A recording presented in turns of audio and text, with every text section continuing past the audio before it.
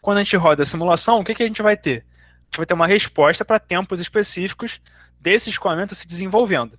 Então, estou aqui com a minha foto aqui do nosso domínio.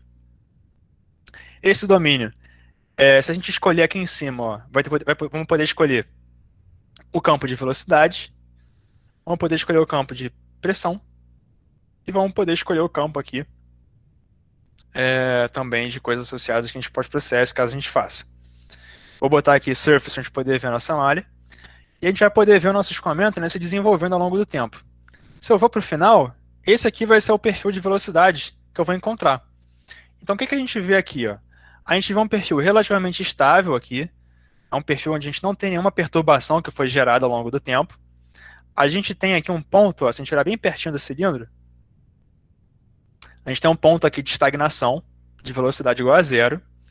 Esse ponto de estagnação aqui, ele se propaga aqui em volta, vai ser bem pertinho do cilindro. E aí aqui a gente tem uma camada limite aqui, né, de região afetada pelos efeitos viscosos aqui, que vai se separar desse escoamento a partir de um ponto. E aqui embaixo, né, a gente tem uma região de baixa velocidade relativa, né, aqui a gente tem uma recirculação, que vai estar sendo formada ao redor desse cilindro. E atrás desse cilindro a gente vai ter uma esteira, mas é uma esteira relativamente bem homogênea. Se a gente botar aqui um gráfico, né, vocês devem ter visto isso lá no módulo 1, a gente consegue ver essa esteira aqui e ver esse perfil aqui de velocidade, né, onde a gente tem uma queda atrás do cilindro, um aumento ao redor aqui por conta da aceleração local e a velocidade aqui no infinito se mantendo. E a gente pode, né, fazer um pós-processamento aqui para ver as linhas de corrente, a gente pode ver esse tipo de coisa. Então vou fazer aqui, fechar esse plot overline, fazer aqui um comando. Então para isso eu vou apertar Ctrl espaço e vou digitar string e vai ter essa opção aqui, String Tracer. Beleza? Alguém está conseguindo fazer comigo? Estou indo muito rápido? Como é que eu estou, gente? Se vocês quiserem que eu vá mais devagar, eu posso ir. Até aqui está tudo bem, gente? Vocês conseguiram me acompanhar até o momento?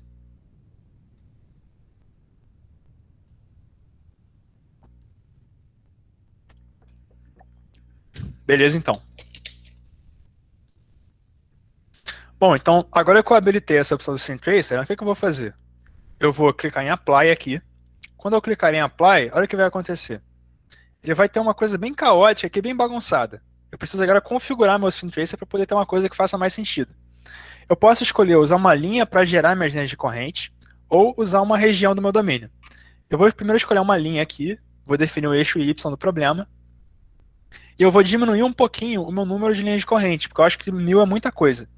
Vou botar aqui somente 100, vai ficar bom já. Fazendo isso aqui, olha o que aparece. Já está um pouco melhor, mas não está legal. Posso mudar a cor aqui das linhas de corrente, já fica um pouquinho melhor. Mas, pô, eu não consigo capturar aqui essa recirculação tão bem, não consigo ver o cilindro. Como é que eu faço para melhorar esse tipo de coisa? Eu posso ir aqui, ó, nessa Seed Type aqui embaixo, e escolher a opção Point Cloud. E aí, fazendo isso, eu vou ter uma esfera aqui. Posso escolher arrastar isso aqui para o cilindro. E quando eu faço isso, olha o que vai aparecer. Vai aparecer uma coisa um pouco diferente. Posso mudar aqui a coordenada disso, posso melhorar o raio e posso aumentar o número de pontos. Se eu aumentar o número de pontos agora, eu vou ter uma resposta já bem mais legal. Olha que interessante agora. Eu consigo ver aqui uma recirculação que foi gerada, consigo ver aqui uma coisa que parece meu cilindro, mas se eu quiser realmente ver o cilindro, eu posso habilitar essa opção aqui de cima, que é o campo que eu tinha, escolho o Solid Color e eu boto uma opacidade aqui, ó. Então, quando eu boto uma opacidade, eu consigo ver a silhueta do meu cilindro e esse tipo de coisa acontecendo. Posso, inclusive, mudar a cor aqui. Eu posso botar isso aqui em preto para eu realmente poder ver isso aqui. Tem vários macetes. Eu posso escolher transformar isso aqui também e jogar isso para trás. Então, se eu transladar isso aqui em Z um pouquinho, -1, vai ficar um sobreposto no outro. Então, vai ficar uma coisa bem interessante também. Tem várias coisas que a gente pode fazer para trabalhar aqui com uma imagem, para a gente poder gerar para o nosso relatório, esse tipo de coisa. Então são algumas estratégias bem interessantes que a gente pode adotar aqui para nossa simulação. Beleza? Até aqui tudo bem? É possível sim. Quando você diz o perfil, você quer dizer o gráfico ou um arquivinho de CSV? O gráfico. Vamos fazer o gráfico aqui para a gente poder fazer junto. eu vou clicar aqui na opção Plot Overline, tá bom? Eu posso pesquisar isso aqui, Ctrl espaço, Plot, aí vai ter o Plot Overline aqui, tá bom? Se eu habilitar essa opção, eu vou clicar aqui nesse font.font primeiro, só para eu voltar para cá. Se eu habilitar essa opção do Plot Overline, o que eu vou ter? Eu vou ter como escolher o meu eixo. Então, por exemplo, eu posso escolher o meu eixo X, o eixo Y, posso escolher uma diagonal. Perdão. Vou poder escolher também qual variável eu vou plotar. Quando eu clico em Apply aqui, olha o que vai aparecer. Vai aparecer meu gráfico. Eu posso habilitar, por exemplo, quero ver só a componente da velocidade em X. Então habilita aqui velocidade em X, está aqui. Quero ver só em Y agora. Vai estar aqui também, ó. Olha que interessante como é que ficou o perfil. Posso habilitar também para ver, por exemplo, ao invés de fazer a velocidade em função desse comprimento, posso fazer a velocidade em função de outra variável. Então, sei lá, em função da pressão, por exemplo, se fizer sentido. Então, eu tenho várias opções aqui. E aí, como é que eu exporto esse gráfico? Eu vou aqui em File e clico aqui em Export Scene. Ele vai deixar eu salvar aqui um CSV do gráfico, ou posso escolher aqui File e posso escolher aqui para salvar a minha imagem também nesse Save Screenshot aqui, tá bom? Então eu tenho várias opções aqui para gerar gráficos com Paraview, ou também exportar um CSV para plotar um gráfico no Python, por exemplo, tá? Até aqui tudo bem, gente?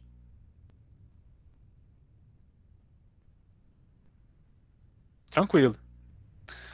Bom, vamos analisar um pouquinho esse resultado que a gente teve. Olha que interessante. Esse aqui é um escoamento laminar. A gente tem uma recirculação aqui atrás. Essa recirculação ela vem do descolamento da camada limite conforme ela passa por esse cilindro. A gente vê aqui que esse escoamento ele não tem nenhuma oscilação ali no espaço, ele está bem comportado ali depois de um tempo. Então o escoamento aqui atrás do cilindro vai chegar um momento em que essa esteira ela vai estar relativamente bem homogênea aqui. A gente tem uma esteira perturbada aqui, mas se a gente for por um grande tempo, isso aqui vai se acomodar novamente. E não tem nenhuma perturbação, nenhuma caoticidade. O que acontece se a gente aumentar um pouquinho a velocidade desse escoamento? Não precisa nem aumentar muito não. Pode aumentar só para um Reynolds de 50, tá bom? A gente vai começar a propagar algumas instabilidades. Então, para a gente ver o que é uma propagação de uma instabilidade, vamos ver o transiente desse caso. Então vamos rodar aqui, vamos rodar primeiro 10 segundos. Começou a simulação. Está aqui desenvolvendo o perfil. Aí 100 segundos. Está aqui já começando a formar a recirculação aqui atrás. 200 segundos. Propagou um pouco mais, mas continua estável. 600 segundos. Já tem uma esteira bem longa, mas aqui ó, já está bem parecido com antes. E depois de 1000 segundos, quase a mesma coisa. A gente vê que é um perfil que se desenvolveu e chegou a um regime permanente. Poderíamos inclusive rodar isso aqui no SimpleFont e obter essa resposta aqui em regime permanente. O que eu vou fazer agora é o seguinte. Eu vou agora abrir o caso com o Reynolds igual a 1000. Esse caso do Reynolds igual a 1000, a gente simulou como laminar, tá? E esse caso aqui, ele vai ter já uma certa instabilidade. Já consegui ver coisas bem interessantes nele aqui. Vou rodar aqui. Vou arrastar esse arquivo que eu já rodei para o Paraview. Para rodar esse caso com Reynolds igual a 1000, o procedimento é igual a rodar o caso igual a 20, né? Só que com aquele outro arquivo que a gente pode abrir aqui no terminal. Basta eu ir aqui no CD, voltar para a pasta base, e vai estar aqui o caso vórtice von Karman Reynolds 1000, tá bom? Eu simplesmente já rodei ele e arrastei o caso para cá. Já vai começar muito parecido, né? Esse caso aqui está essencialmente igual ao outro. Vou abrir aqui o campo de velocidade para a gente poder ver. Esse aqui é o campo começando. Só que vamos rodar agora a simulação. E eu vou rodar aqui a animação com vocês para a gente poder ver o que vai acontecer. Vamos rodando aqui ao vivo. Então a gente começa aqui. A gente já vê, olha que interessante, que aqui atrás a gente já tem uma recirculação mais intensa. Quando a gente vê as linhas de corrente disso aqui, vai fazer mais sentido.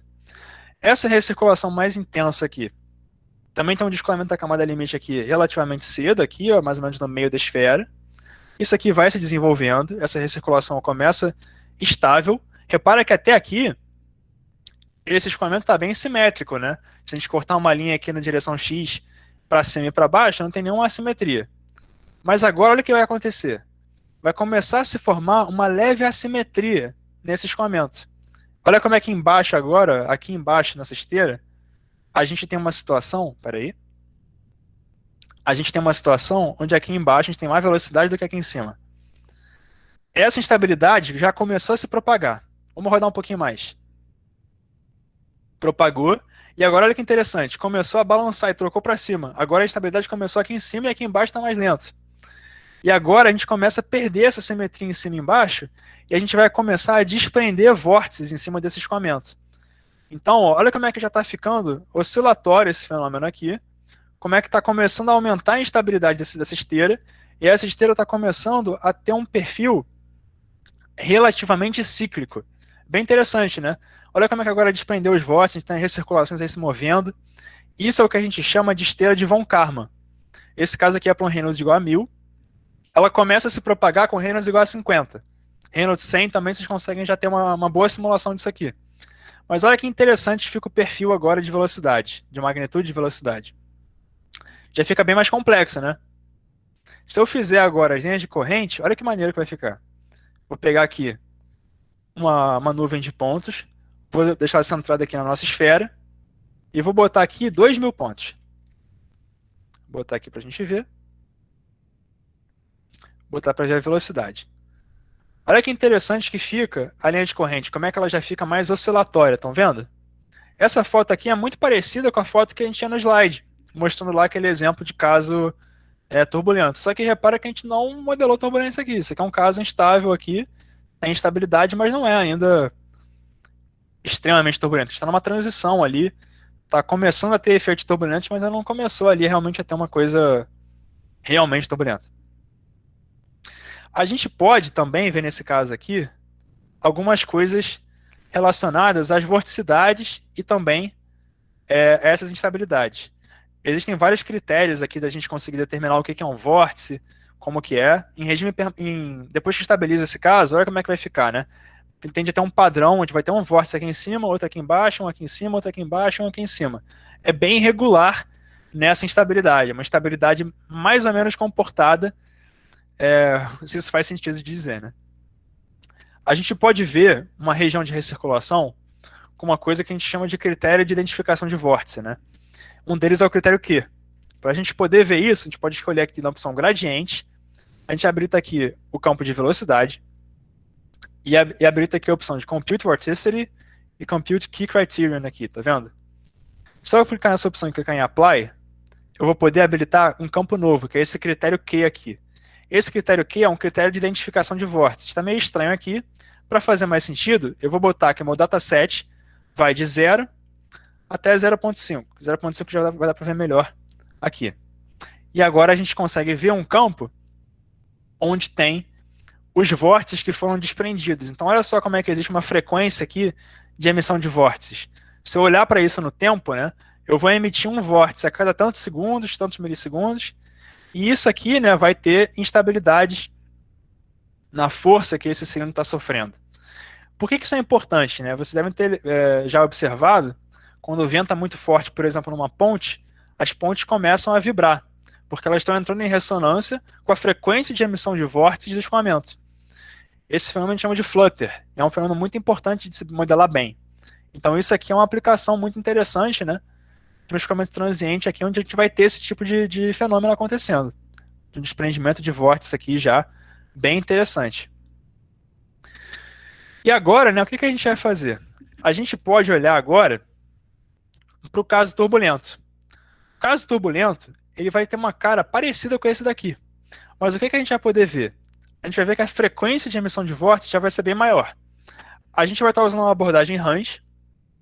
Pela abordagem Range, a gente não vai conseguir... Opa, o Leandro perguntou aqui no chat se esses vórtices giram em sentidos opostos. Vou responder essa pergunta aqui no próprio Paraview, pode ser? Para a gente poder comprovar aqui e você não precisar acreditar em mim. Como é que a gente consegue ver o sentido de uma recirculação? Eu posso abrir aqui e digitar a opção Glyph. Tá vendo aqui?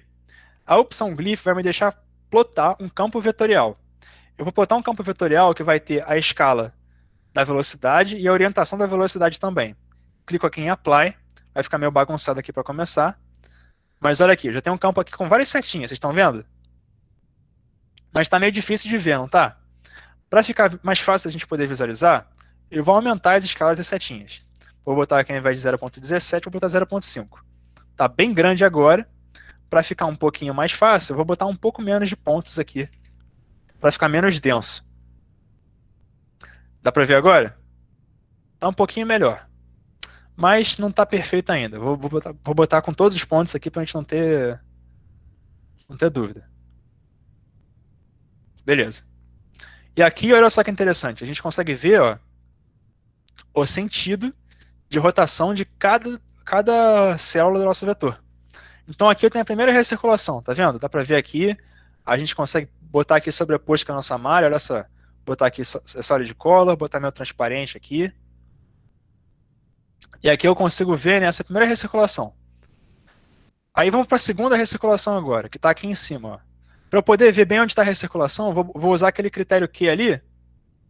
Ih, peraí que eu vou ter que fazer uma estratégia aqui para poder ver isso melhor. Um segundinho, vou ver a pressão, que é mais fácil. Regiões de baixa pressão também vai ser um bom jeito de a gente ver a recirculação. Pronto. Botei aqui numa escala logarítmica aqui para a gente poder ver. Aqui dá para ver a oscilação mais ou menos. Então aqui tem a primeira recirculação. Aqui em cima, ó, vamos ter a segunda aqui embaixo. Cadê ela? Aqui, ó. Aqui tem outra. Aqui eu tenho uma oscilação para cá. Aqui eu tenho outra para cá. Então isso aqui vai oscilar. Para ficar legal, deixa eu mostrar o vórtice de novo para a gente poder ver isso certinho. Gradiente, fazer o critério Q. Mostrar a velocidade. Beleza. Vou reescalar isso aqui de 0 até 0.5. Beleza, tá show. Tô aqui com o meu critério Q de novo. Vamos ver agora esses sentidos das recirculações.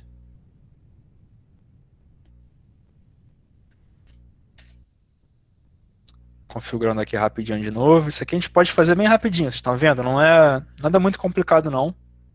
É só realmente questão de organizar o workflow aqui do Paraview. Botar todos os pontos. Botar para a gente poder ver a magnitude de velocidade aqui. Então aqui a gente tem aqui um campo mostrando as regiões de recirculação, embaixo das regiões com os vórtices aqui. Vou mudar a escala aqui de novo só para ficar melhor. De 0 até 0.5. Beleza. Para fazer isso aqui, eu vou ter que ver aqui as recirculações. Então aqui eu tenho uma recirculação, ó. Se você faz o campo vetorial aqui, você faz aquela regra da mão direita, você vai ver que o vetor do sentido de rotação aqui está apontado para fora, tá vendo? Então quando a gente faz a regra da mão direita, a gente tem que mexer a mão, né? E gira aqui no sentido da rotação. Então quando a gente faz a regra da mão direita aqui, olha para onde está o rotacional. Está apontado para o sentido positivo de Z. Até aí concorda comigo?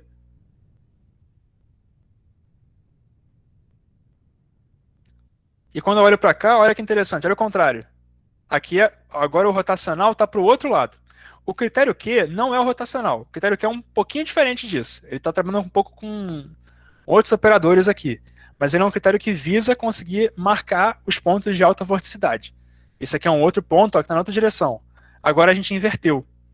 O que significa essa inversão na direção de rotação?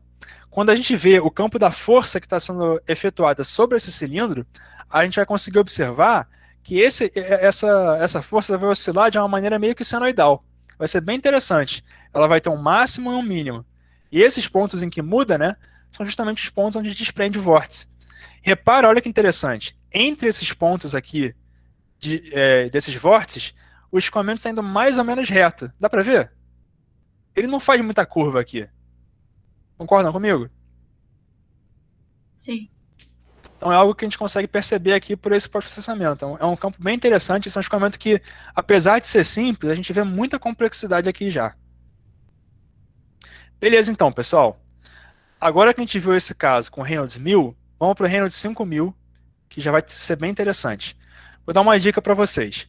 O que a gente pode fazer para poder aproveitar um pós-processamento complexo aqui como esse aqui que a gente acabou de fazer junto, para uma outra simulação, por exemplo, que eu quero fazer num relatório. Eu posso clicar aqui em File e salvar o estado. Quando eu salvo o estado, eu vou ter um arquivinho que eu posso carregar e poder já aproveitar essa configuração aqui que eu fiz. Outra coisa que eu posso fazer é ir aqui em File Name, aqui, que vocês estão vendo, e simplesmente mudar o caminho do arquivo. Então, por exemplo, se eu pegar aqui agora esse Von Karman Reynolds 1000 e trocar o nome, né, para o nome do arquivo, que vai ser agora Reynolds 5000, eu vou conseguir, olha o que eu vou fazer. Ó. Vou botar aqui 5000 e eu vou carregar um caso novo agora. E agora eu carreguei meu caso turbulento, ao invés de carregar o caso laminar. Olha que interessante. Eu não preciso abrir e fechar o paraview de novo, certo? Então agora eu estou aqui no meu caso turbulento. O caso turbulento, eu vou fechar aqui essa questão do critério Q por enquanto. Vamos ver de novo esse perfil transiente aqui se desenvolvendo com o tempo. Esses casos, Leandro, eles demoram um pouquinho para rodar assim, dependendo do seu computador.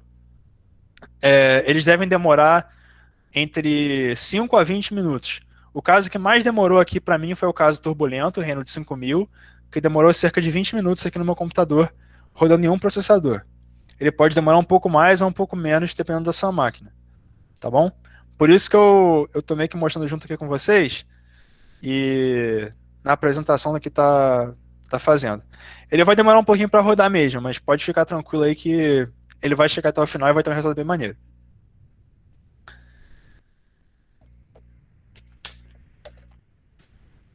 Bom, vamos ver agora esse caso turbulento aqui que eu já botei para rodar. Esse caso turbulento, a gente vai poder ver um comportamento que ele vai tender a ser parecido com o caso laminar com Reynolds 1000, mas ele vai ter já uma certa instabilidade diferente. Quando a gente for ver o gráfico, vai ficar muito claro isso. Eu vou botar até, inclusive, o outro caso com Reynolds 1000 do lado desse aqui, para a gente poder comparar. Então eu arrastei aqui o caso com Reynolds 1000 para cima, vou carregar, ele vai ficar sobreposto aqui no outro. Para ele ficar direitinho, eu vou usar um comando chamado transform no paraview, e eu vou jogar ele para cima. Vou mexer ele aqui 5 metros em Y. Por exemplo. Foi demais, né? Mexer só um, então. Pronto. Então, ó, só para vocês lembrarem, aqui em cima é Reynolds 1000. Aqui embaixo, a gente está falando agora de Reynolds igual a 5000, tá bom? Eu vou ter que mexer um pouquinho na escala, porque a escala desses problemas são um pouco diferentes uma da outra. Mas o que importa não é nem a escala, né? Mais a questão da oscilação da velocidade. Olha que interessante a gente vai poder ver agora. Eu vou começar meu escoamento aqui. O perfil de velocidades é relativamente próximo, é claro que esse aqui é 5 vezes maior. Posso, inclusive, fazer aqui uma coisa que vai ser mais estratégica. Eu vou fazer uma velocidade modificada aqui pra gente. Que eu vou pegar a velocidade com a calculadora e vou multiplicar ela por 5. Porque aí a gente vai pegar um campo que vai ter a mesma ordem de grandeza da velocidade aqui embaixo. Mudar aqui só a cor. Mudar a cor a gente faz aqui clicando aqui em cima. Selecionando essa opção aqui, com o coraçãozinho. Vou botar aqui essa cor Blue to Red Rainbow aqui. Beleza. E aqui embaixo eu vou escolher para ter só 11 cores. Que aí fica uma coisa mais discreta. Estão vendo? Agora a gente tem uma velocidade aqui embaixo, uma velocidade modificada aqui, que eu criei para a gente conseguir comparar as coisas na mesma cor. Tá bom? O que eu vou fazer agora? Vamos avaliar como que esses escoamentos se comparam um com o outro. Vamos avançar aqui no tempo. Lembrando que embaixo, o cilindro de baixo é um cilindro que está turbulento. O passo de tempo dele é muito menor, tá bom? Então vocês vão ver que para cada passo de tempo do cilindro de baixo, eu vou demorar um pouco até atualizar o de cima. Estou atualizando aqui. Ao invés de passar a animação aqui, eu vou mostrar alguns frames específicos. 5 segundos aqui. Olha que interessante já. Em 5 segundos, olha como é que está o caso turbulento. Olha como é que está o caso laminar aqui que a gente colocou com Reynolds menor.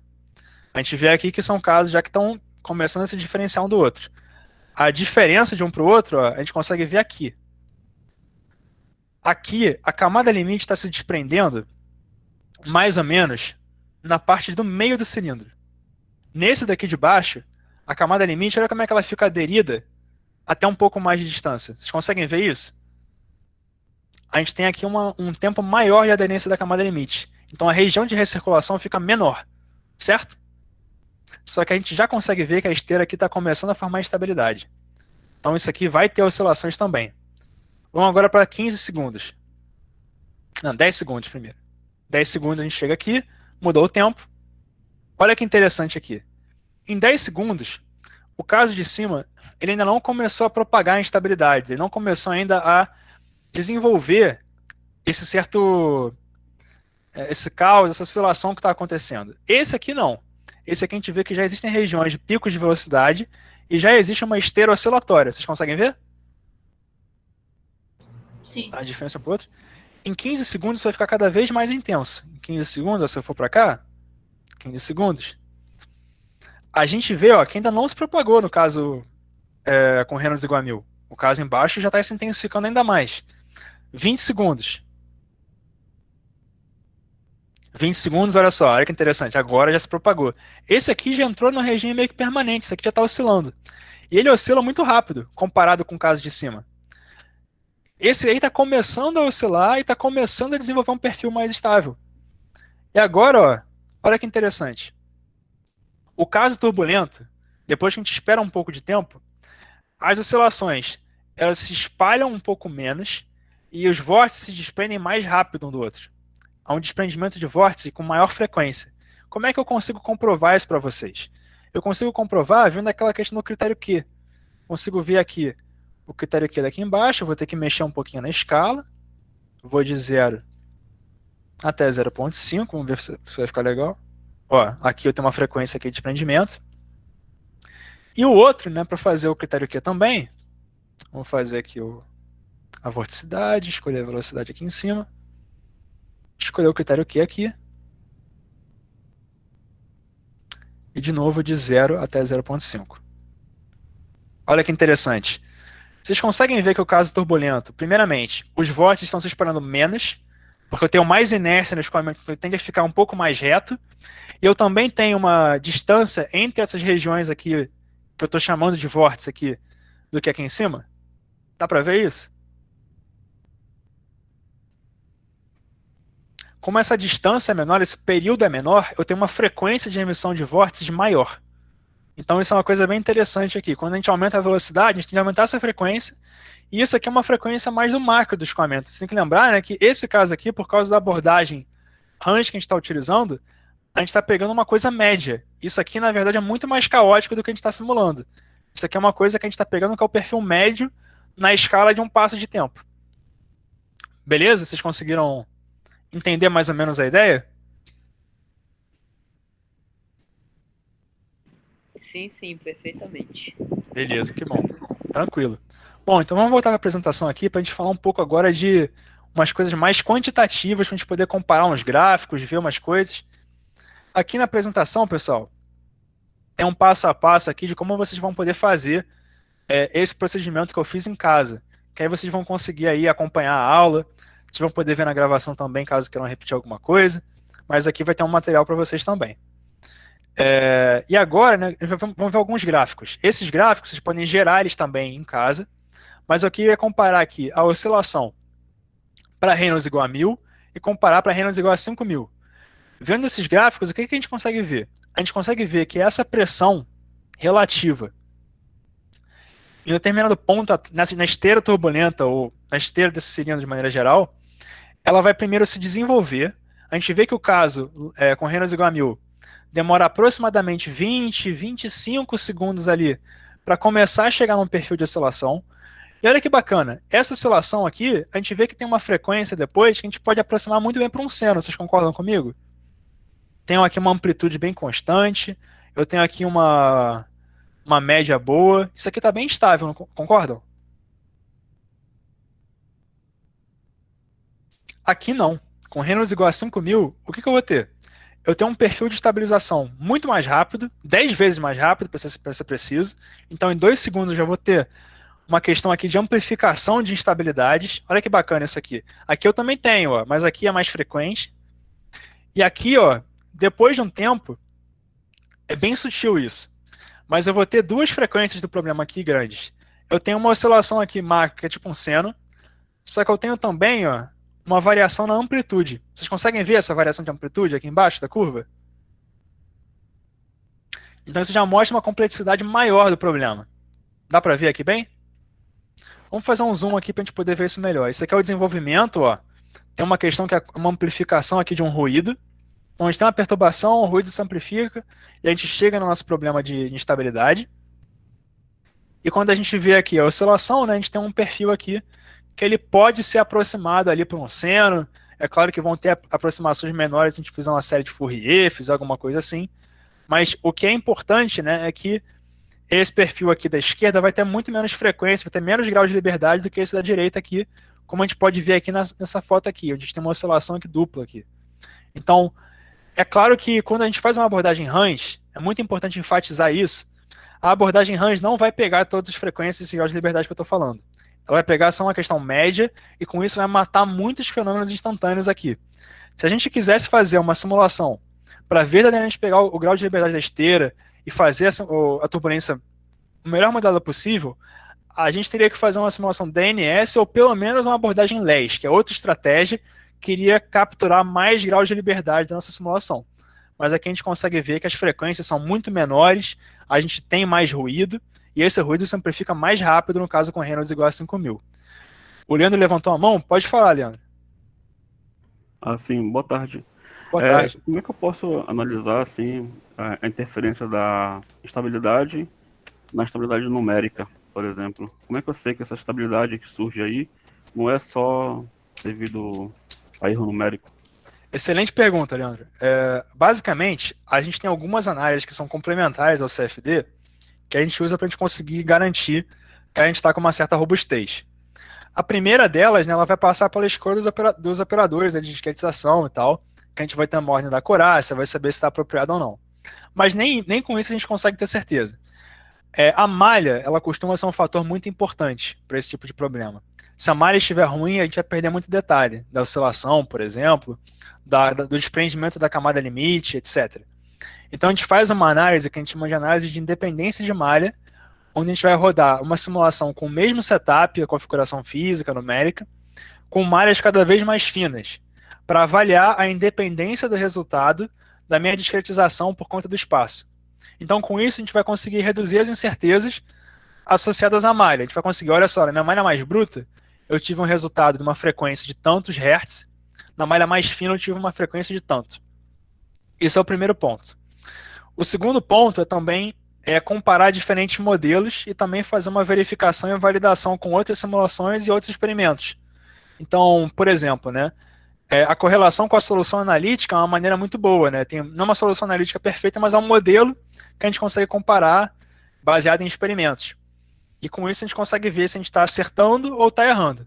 Quando o problema é muito complexo e a gente não tem nada com o que comparar, o que a gente costuma fazer? A gente avalia a física, então imagina que eu estou querendo ver um caso de vibração induzida por escoamento numa geometria complexa, em que eu quero determinar uma curva assim, mas num domínio que não é um cilindro.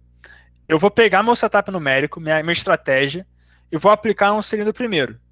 Vou pegar meu setup e vou comparar esses resultados e ver o quão perto eu estou acertando.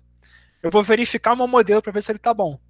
Se ele estiver bom e o resultado estiver batendo, eu vou evoluir a complexidade e vou falar, olha só, eu fiz um teste aqui com malhas diferentes, aqui são meus resultados, a minha incerteza associada à malha é tanto, eu comparei também com uma verificação com o modelo analítico para um caso mais simples, e o meu erro foi de tanto. Então, com essa metodologia, a gente tem uma confiabilidade aqui que a gente consegue ter uma boa estimativa ou não, entendeu? Então, é muito com base em comparações que a gente costuma fazer e também verificando boas práticas de simulação de esquemas numéricos e outros parâmetros ali que são muito importantes geralmente. Beleza?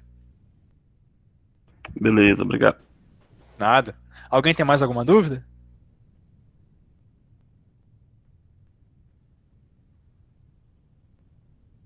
Bom, não havendo, né, vamos terminar aqui a aula com uma comparaçãozinha com o modelo analítico, né? Então, existe um adimensional que é utilizado para a gente poder representar esse tipo de problema, que é o número de Struhel, que ele é um adimensional que descreve a frequência de desprendimento de vórtices em relação à velocidade. Então, esse número de Struhel ele pode ser medido experimentalmente para diferentes geometrias, inclusive, não só cilindros. E a gente consegue, né, comparar o número de Stroll que a gente obteve numericamente, com base nessa curva daqui, ó, que a gente pegou a frequência, e comparar isso com experimentos. O número de Stroll, né, ele vai começar a ter uma boa resposta a partir de um Reynolds de 250, tá? Então, se você pegar um Reynolds igual a 100, por exemplo, vai ter um errinho também. Com Reynolds igual a 1000, vocês devem estar vendo aqui que a gente conseguiu uma resposta relativamente boa, né? Teve um erro relativo baixo aqui, de 0,24 para 0,25. Esse é um caso tutorial, a malha é bem bruta até, relativamente. A malha poderia ser melhor, a gente teria uma resposta mais legal. Teria modelos mais robustos que a gente poderia usar também, de ordem mais alta. Mas no tutorial tá legal. Já o caso com Reynolds maior, a gente errou um pouquinho comparado ao Stroll, né? Isso é interessante, a gente teve um erro aqui. E de onde é que pode vir esse erro? 2 fatores muito importantes. O primeiro fator é a malha. A malha, num caso turbulento, ela é um fator importantíssimo, perto da parede e também no meio do domínio. Se a malha não for boa o suficiente, a gente vai perder um pouco a resolução desse desprendimento de vórtice. Então a gente pode estar errando na malha. A gente não fez aquela independência de malha que eu comentei com você, Leandro. Outro erro é o seguinte, é a gente trabalhar com um modelo de turbulência específico. A gente usou um modelo de turbulência, mas existem vários outros que podem capturar melhor esse fenômeno. A gente não fez um estudo aqui de qual modelo melhor se adequaria a esse problema. Nem fizemos um estudo também da sensibilidade da nossa resposta a parâmetros como, por exemplo, a intensidade turbulenta, o valor que a gente bota na condição de contorno. Então, essas incertezas que a gente adiciona na hora de configurar um caso turbulento, elas podem se amplificar a um erro ali sistemático que pode prejudicar ou melhorar a nossa resposta. Tá? Então, é muito importante a gente tomar cuidado com isso. Bom, da aula de hoje era mais ou menos isso, pessoal. Caso vocês tenham alguma dúvida, podem ficar à vontade para falar comigo. Mas é isso, então. Até a próxima, galera.